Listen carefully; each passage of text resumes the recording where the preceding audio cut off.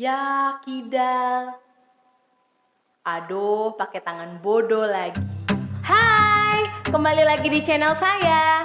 Untuk kalian yang baru pertama kali nonton video saya, salam kenal. Saya Bridget Hevelman, dipanggil Fanny. Saya sudah bersama dua bintang utama untuk topik video kali ini. Tolong diperkenalkan dulu. Saya Barka. Yang ini siapa namanya? Siapa namanya? Saya terjemahkan ya teman-teman. Namanya Gideon.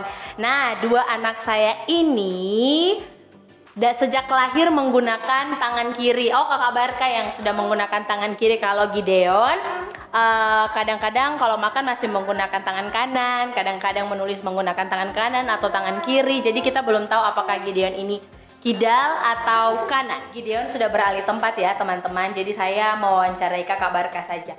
Kakak Barka selama ini menulis pakai tangan apa? Kiri. Kakak Barka senang menggunakan tangan kiri? Nah, Ada selama ini kakak Barka pernah dimarahi oleh orang lain karena menggunakan tangan kiri? tidak. Kalau mama minta kakak Barka menulis pakai tangan kanan mau? Tidak. Kalau mama paksa? Tidak. Tidak apa? Tidak mau. Kalau semua orang disuruh harus pakai tangan kanan, bagaimana? Tidak mau. Tidak mau apa? Menulis. Kalau harus? Malas. Gideon dan kakak Barka sudah kembali bermain. Jadi teman-teman, ceritanya beberapa hari yang lalu kan saya post di Instagram dan Facebook video Gideon yang ini. Seperti biasa, masuklah tanggapan, balasan untuk cerita dari video ini. Dan saya kaget waktu baca-baca balasannya, ada beberapa balasan yang membuat saya wow. Hari ini ternyata masih ada orang yang punya pola pikir seperti ini. Saya bacakan isi balasannya ya teman-teman. Ini dalam logat daerah saya. Siapa kok kasih biar anak pakai tangan kiri? Siapa tara kasih ajar pakai tangan kanan? Jadi dibilang, kenapa harus menggunakan tangan kiri? Kenapa tidak diajarkan menggunakan tangan kanan? Ada lagi balasan, ya kidal.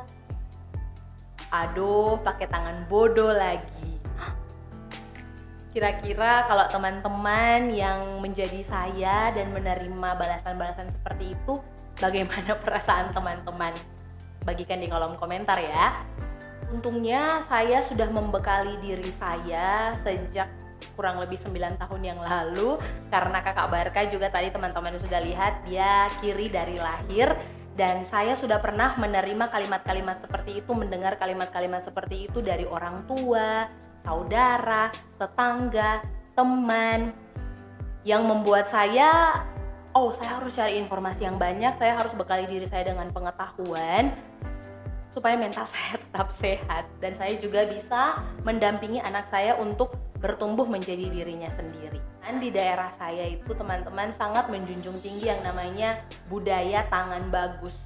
Di tangan kanan ini banyak julukannya teman-teman, tangan bagus lah, tangan baik, tangan pintar, pokoknya semua yang positif dan baik itu melekat pada tangan kanan.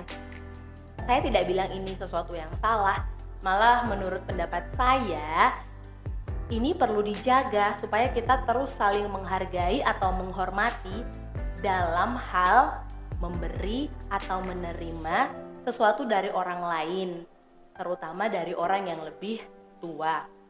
Jadi saya pikir-pikir, kenapa saya harus marah, kenapa saya harus tersinggung. Jadi respon saya untuk balasan yang seperti ini ya, saya hanya bilang, memangnya kenapa dengan tangan kiri? Apa yang salah dengan tangan kiri? Saya tidak masalah selama tidak ada perilaku-perilaku diskriminatif untuk orang kidal atau tekanan-tekanan yang memaksakan orang kidal harus merubah kebiasaannya menjadi dominan kanan.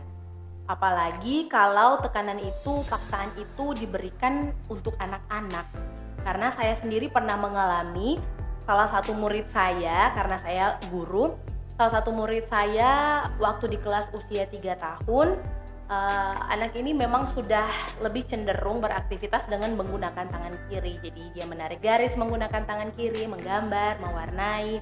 Tetapi ketika di kelas usia 4 tahun, saya melihat kenapa anak ini tiba-tiba sudah menggunakan tangan kanan dan terlihat sangat terpaksa. Kadang-kadang saat menulis atau menggambar, dia sampai menangis. Jadi karena saya mengamati murid saya ini, kemudian saya tanyakan ke orang tuanya. Karena yang biasa antar jemput murid saya ini mamanya, jadi saya tanyakan ke mamanya. Saya sampaikan kondisi di kelas seperti apa, dan mamanya menangis, teman-teman. Ternyata omanya didukung oleh papanya menganut budaya tangan bagus itu, teman-teman. Jadi mamanya menceritakan apa yang terjadi di rumah dan kemudian meminta saya untuk berkunjung ke rumah, mungkin bisa memberi masukan untuk oma dan papa dari murid saya ini. Jadi saya menyempatkan waktu saya untuk berkunjung ke rumah murid saya ini, dan sangat kebetulan saat saya berkunjung, murid saya ini sedang ada dalam posisi tangan kirinya diikat ke belakang seperti ini, teman-teman. Dan itu membuat hati saya seperti teriris-iris melihat kejadian itu. Dan omanya bilang, ini hanya untuk membiasakan anak ini menggunakan tangan kanan. Biasanya tidak sampai diikat, hanya dilipat saja ke belakang.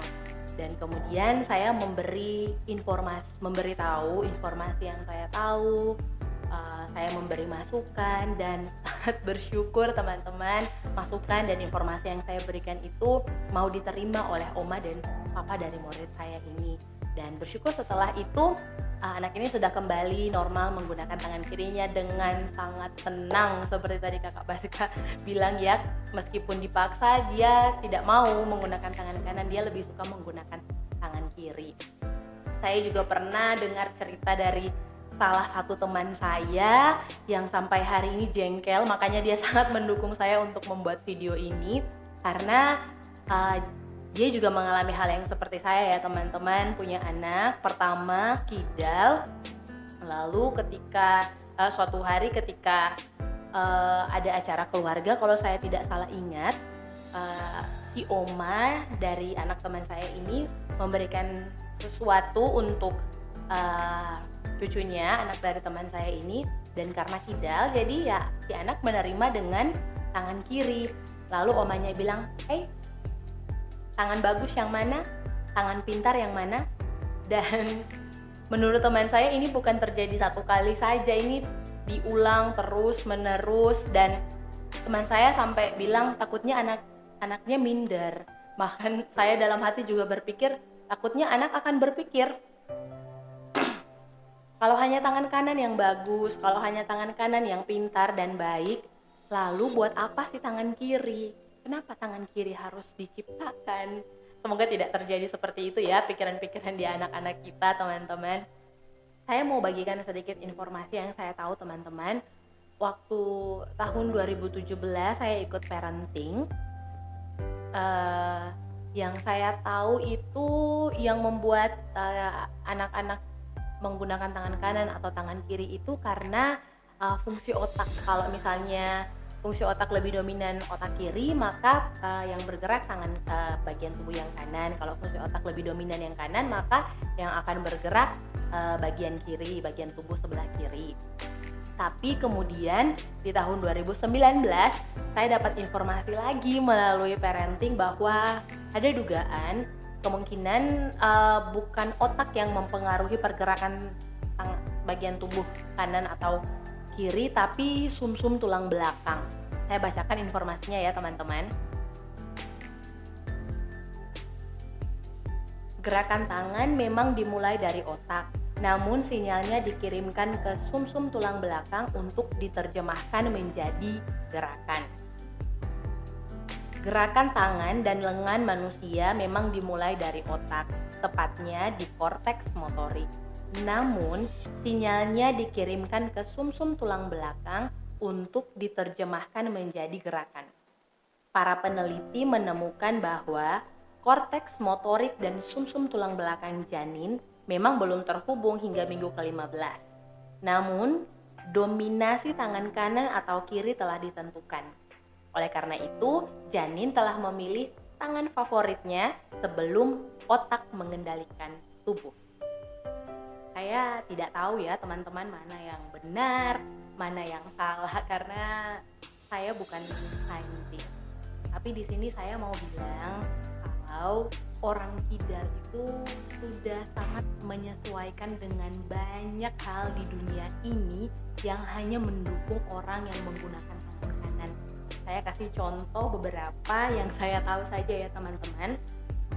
Selama ini kalau saya naik lift, tombol di luar, di depan maksudnya, dan di dalam lift itu pasti letaknya ada di sebelah kanan. Kemudian kalau saya tidak tahu kalau sekarang mungkin sudah diperbaharui. Dulu kalau di zaman saya itu saat mau ujian, kita menggunakan bangku yang seperti ini teman-teman, yang hanya bisa menulis sebelah kanan. Dan saya masih ingat betul perkataan guru saya ke teman saya yang kidal, karena waktu guru saya menghampiri teman saya ini, dia sedang menulis seperti ini dan kelihatannya sangat sulit. Ibu guru malah bilang, apa suruh pakai tangan kiri. Nah kemudian kalau teman-teman mungkin pernah menggunakan, ya kalau kita perempuan rok, kita menggunakan rok yang berresleting, terus ada di bagian samping, pasti ada di samping kanan, atau mungkin ya sekarang mungkin sudah ada yang di samping kiri, saya kurang tahu. Tapi selama ini yang saya tahu kalau resleting ada di bagian samping itu pasti di samping kanan. Lalu ada gunting yang modelnya seperti ini teman-teman. Kemudian orang kidal juga harus menyesuaikan saat menulis di buku ya teman-teman, karena kalau menulisnya di bagian sebelah kanan buku, orang kidal terpaksa harus menulis dari atas. Jadi kalau mungkin teman-teman punya teman yang kidal, saya sering memperhatikan mereka itu harus menulisnya begini. Kenapa harus begini? Karena kalau begini mereka akan menyapu bersih semua tulisannya teman-teman. Apalagi kalau misalnya menggunakan cat air atau tinta cair, kan harus menunggu kering dulu. Nah kalau mereka menulisnya seperti ini, maka semuanya akan tersapu oleh tangan mereka karena arah tulisannya seperti ini. Jadi mereka harus menulisnya begini supaya setidaknya mereka tidak membuat tulisan mereka di atas buku itu kotor. Kemudian gitar. Nah ini saya juga baru tahu ya teman-teman, dengan memperhatikan gitar suami saya. Kebanyakan di toko musik itu hanya menjual gitar yang mendukung orang tangan kanan. Dan kamera teman-teman. Saya juga baru memperhatikan ternyata semua tombol, bahkan tombol yang untuk ambil gambar ini juga semuanya ada di bagian sebelah kanan. Coba teman-teman pikirkan bagaimana mereka harus ambil begini. Atau mungkin ada kamera-kamera tertentu ya teman-teman, ini mungkin hanya kamera suami saya saja yang tombolnya di sebelah kanan, saya juga tidak tahu. Yang terakhir, hal yang saya tahu yang orang kidal harus menyesuaikan diri adalah tuas motor. Meskipun saya tidak tahu bawa motor ya teman-teman, tapi saya perhatikan hampir semua motor itu tuasnya ada di sebelah kanan. Bisa teman-teman bayangkan sendiri bagaimana orang kidal berusaha untuk menyesuaikan dengan semua itu. Dan kalau boleh kita tidak menambahi lagi semangat mereka dengan kalimat-kalimat seperti yang tadi saya bacakan ya teman-teman, yang saya terima itu. Sekarang saya baca yang lagi tren di luar negeri itu orang-orang tangan kanan, yang menggunakan tangan kanan, maksudnya malah sedang melatih diri mereka untuk menggunakan tangan kiri, karena katanya orang-orang terkenal seperti Obama, Lady Gaga, Justin Bieber, Tom Cruise itu semuanya menggunakan tangan kiri. Jadi mereka berpikir kalau orang-orang terkenal, orang-orang berhasil itu karena mereka menggunakan tangan kiri. Wah, kalau menurut saya kayaknya itu mitos ya teman-teman. Kira-kira teman-teman ada di tim yang mana nih? Ada di tim yang sama seperti saya yang mengalami dan mendengar kalimat-kalimat yang sedikit menyepelekan orang kidal, entah itu ke diri kita sendiri karena kita kidal atau ke anak kita, atau teman-teman ada di tim yang kedua yang mengucapkan hal-hal yang tadi sudah saya sebutkan itu ke orang kidal. Atau mungkin teman-teman ada di tim dengan kondisi yang sedikit berbeda, di mana teman-teman sudah punya pengetahuan tapi teman-teman harus mendengar hal-hal itu diucapkan ke anak kita oleh mertua kita. Berani tegur. Kalau saya langsung cepat-cepat membangun fondasi yang kuat untuk anak saya dengan cara memberikan pengertian. Kakak, di torang daerah itu lebih sopan, dianggap lebih menghormati orang lain kalau kita memberi sesuatu atau menerima sesuatu dengan menggunakan tangan kanan. Itu saja. Jadi kakak Barka tak apa-apa pakai tangan kiri menulis, menggambar, mewarnai, tidak apa-apa pakai tangan kiri. Jadi tidak perlu tersinggung ya teman-teman, tidak perlu jengkel, tidak perlu marah, apalagi sampai sakit hati. Bekali saja diri kita kalau misalnya kita mengalami itu ke anak kita, dan sebagai orang tua kita harus bersikap apa.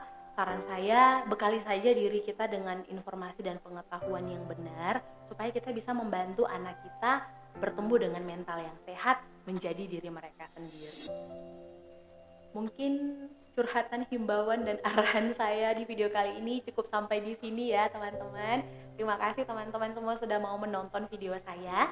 Kalau teman-teman suka dengan video ini, jangan lupa like. Untuk teman-teman yang belum subscribe, jangan lupa subscribe ya. Dan bunyikan lonceng notifikasinya supaya teman-teman dapat informasi duluan kalau saya buat video yang baru. Oh ya, jangan lupa juga di-share ke sebanyak-banyaknya orang yang membutuhkan informasi yang dibahas dalam video ini. Terima kasih, sampai jumpa di video-video selanjutnya. Bye!